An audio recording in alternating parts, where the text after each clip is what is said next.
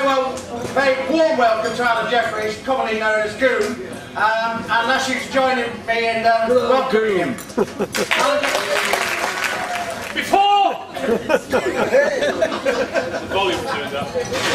Before I start, can I express our collective appreciation to Alan Gray and the kitchen staff for the meal? Thank you.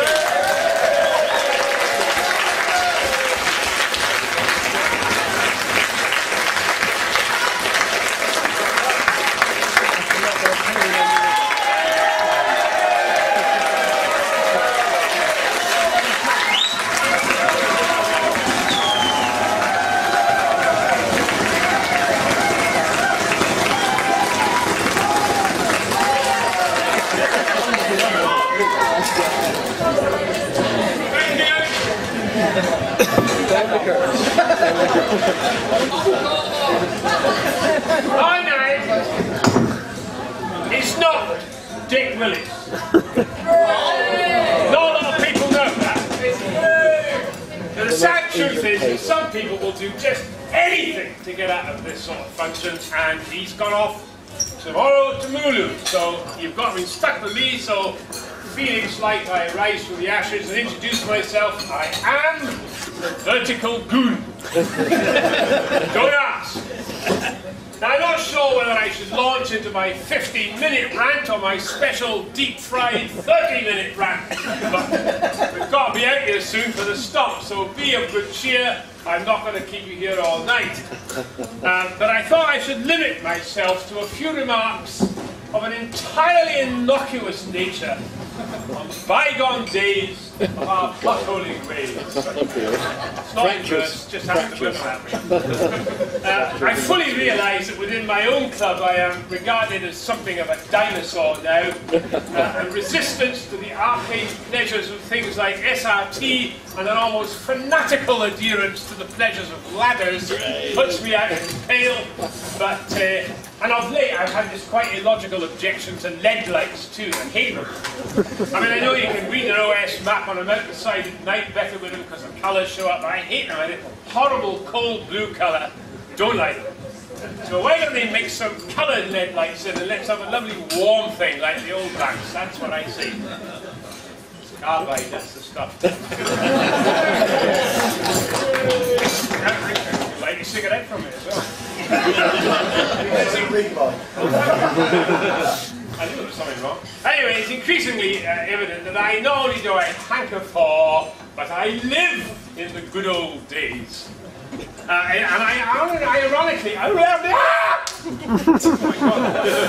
ironically, I remember sitting, shivering my guts out in some novelty passage way back in the 50s or the 60s or something like that.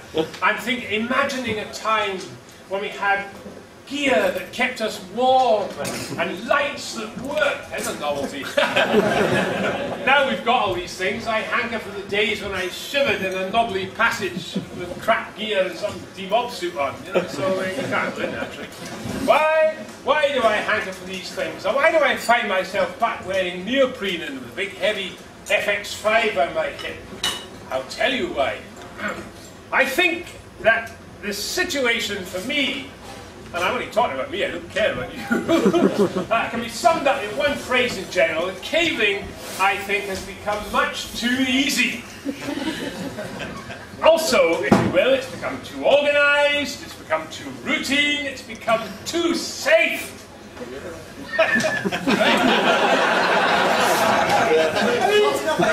Thanks to rigging guides, it's possible to bottom most of the caves and the pots in Yorkshire without touching the walls, certainly without touching the water. Oh my God! I mean, it's just all gone and pot. I mean, there are some notable exceptions. I'm not suggesting it's all like that. I mean, I can cite Titan as an example. I mean, that's an incredible piece of work. But I feel, on the whole, we lack the commitment and bodily labour that fashioned the great cave names of the past, where I'm at. And when we lose the memory of their achievements, I think it's a tremendous shame. I feel today, for example, whoever would contemplate trying to bottom Provatina on wire ladders? Right? But It's, you know, I mean, I think it's like driving snowmobiles to the South Pole and finding this huge American base on the McDonald's, you know. I mean, what does that say about Captain Scott's epic? Travellers today just can't relate. Now, I wrote this thing thinking there'd be loads of young people here. Speaking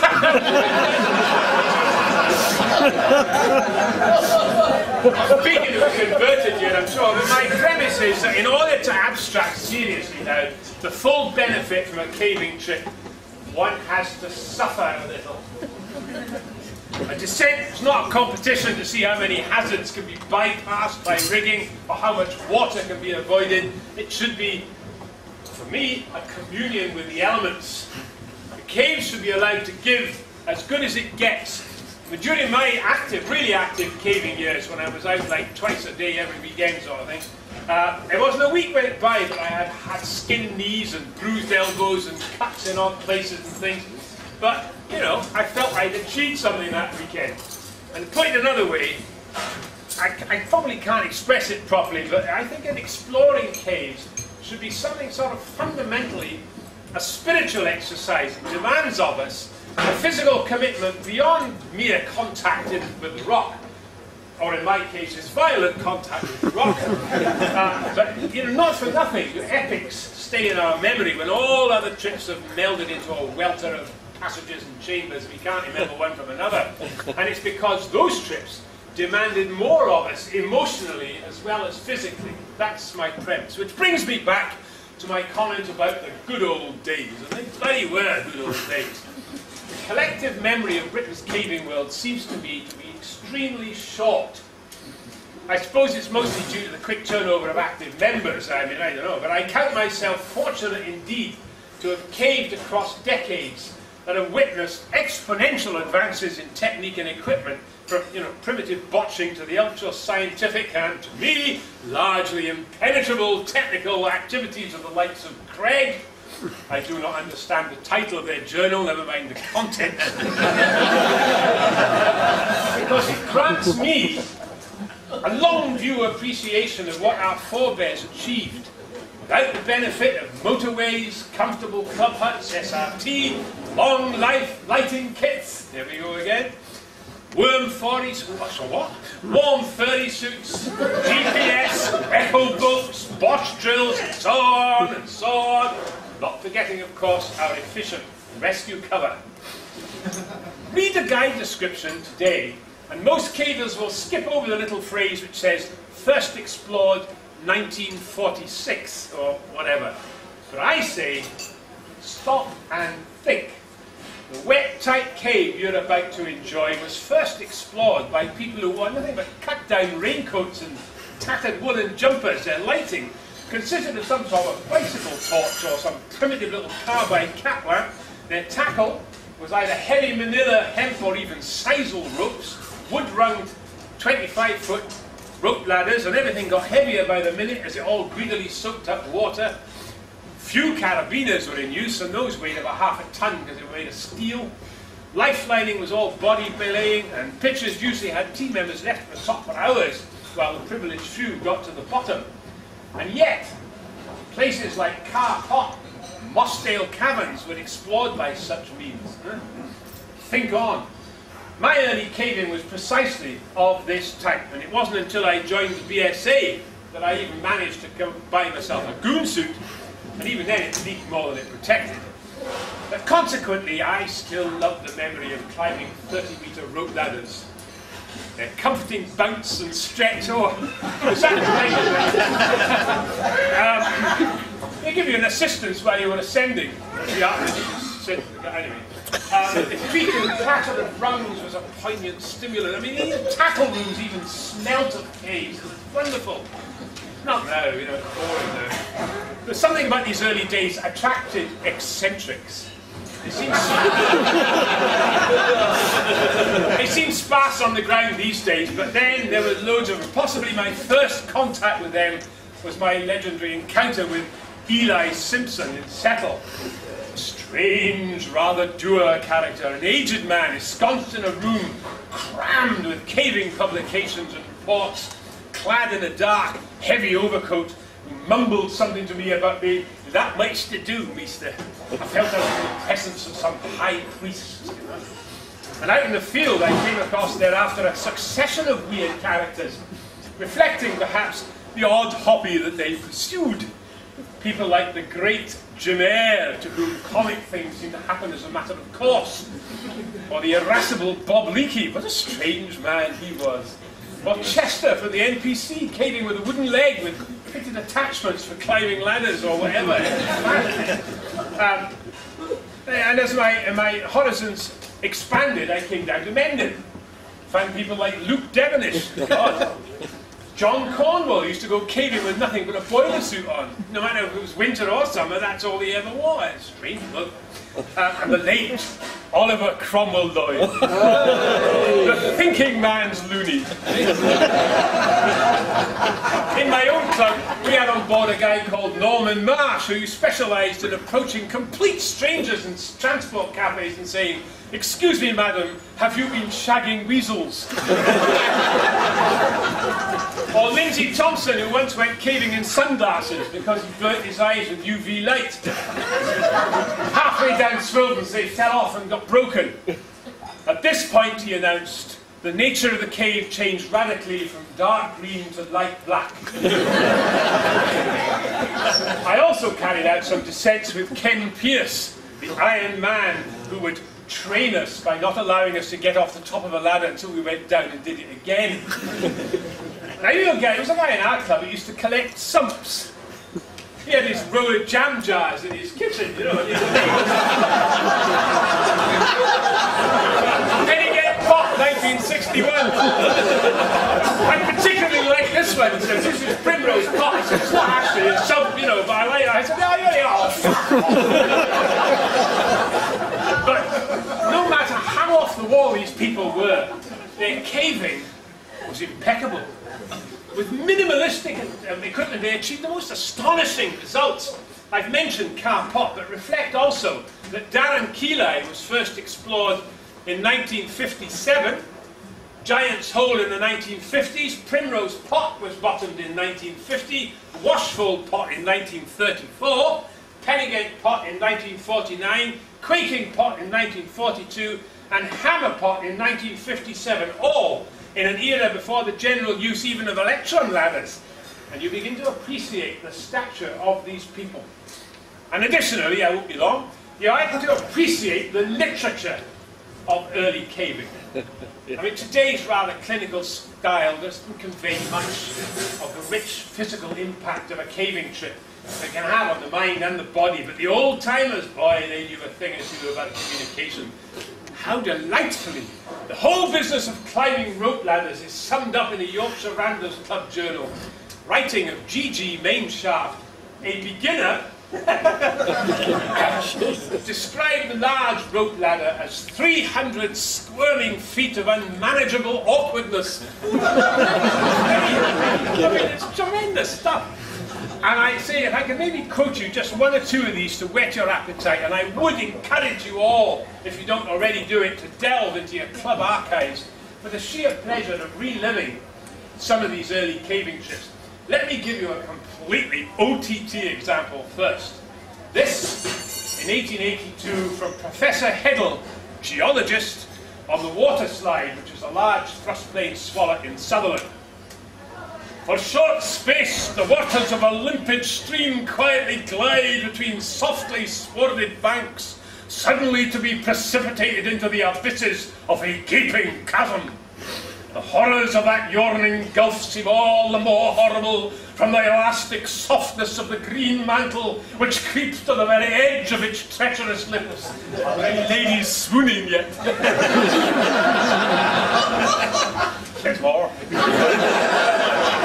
Short shrift to him beneath whose incautious feet that verge crumbles for. Jagged projection and alternately protruding buttress would unjoint him piecemeal, as he shot from the bright reflection of limestone effulgence through that grey gloom of middle distance to plunge into a blackness of darkness which looks solid in those far-off depths, but it is far from solid. The thunder of the ever-falling waters sends up a hollow boom, which tells of oft-repeated plunges, and the tortured and disjointed surface gaping ever and anon within osculating rent, and trenches cinctured with treacherous sward speak of the rottenness of the land. That's fighting!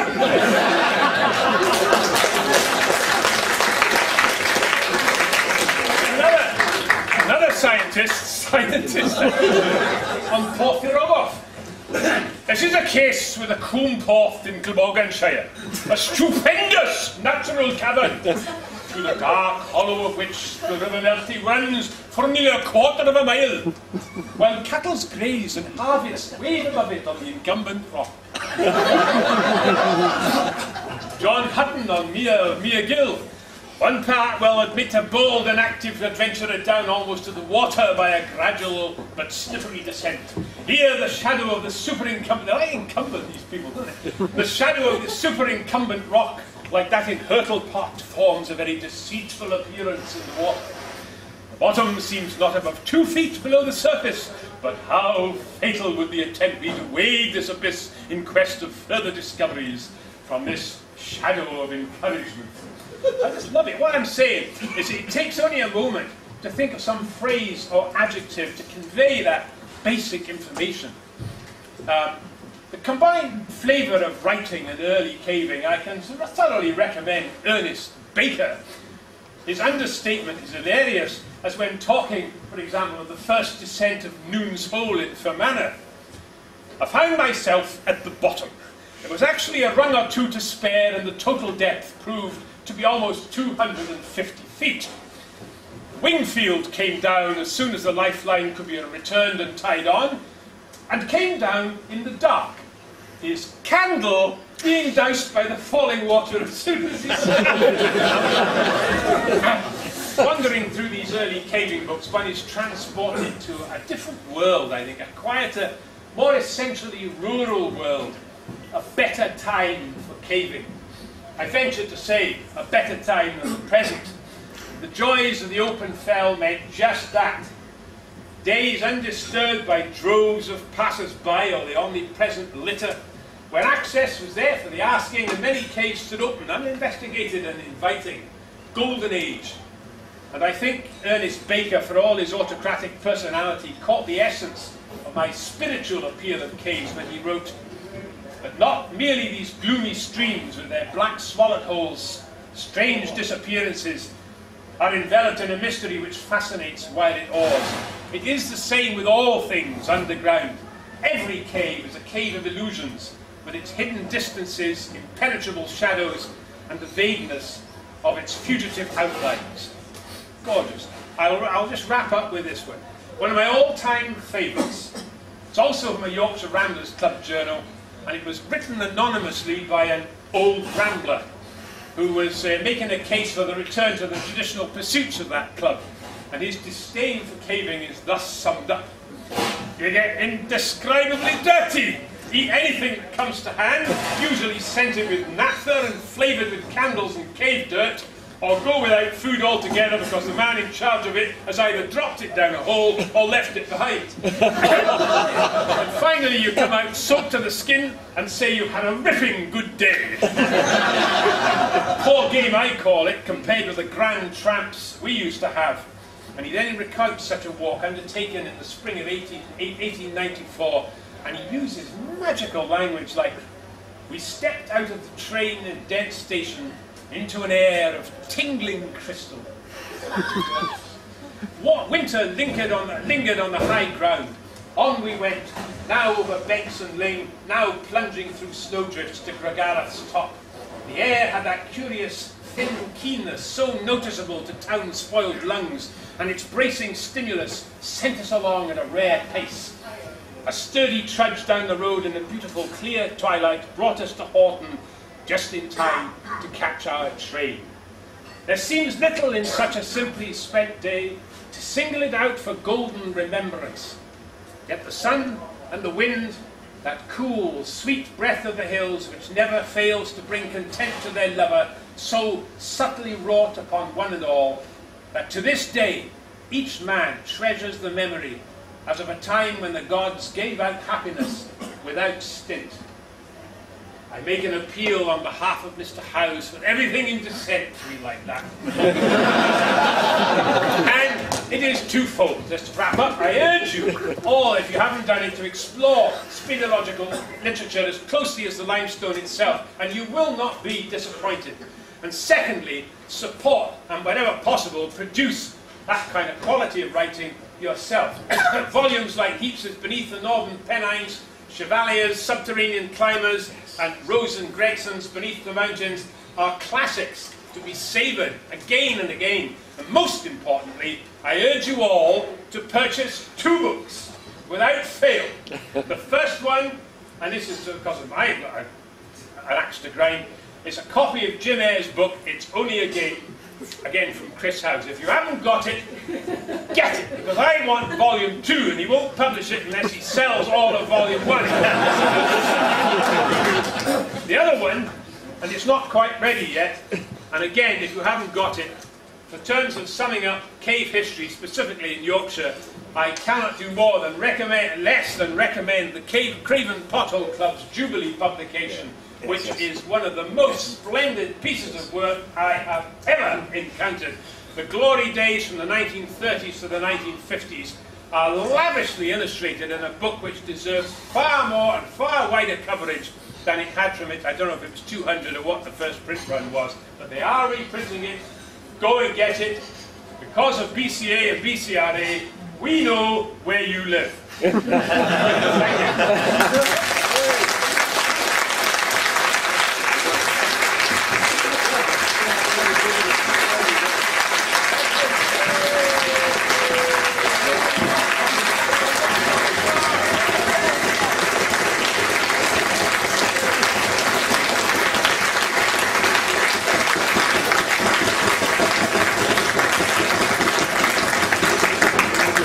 Fantastic, I'm sure you all agree. Big thanks to Goon.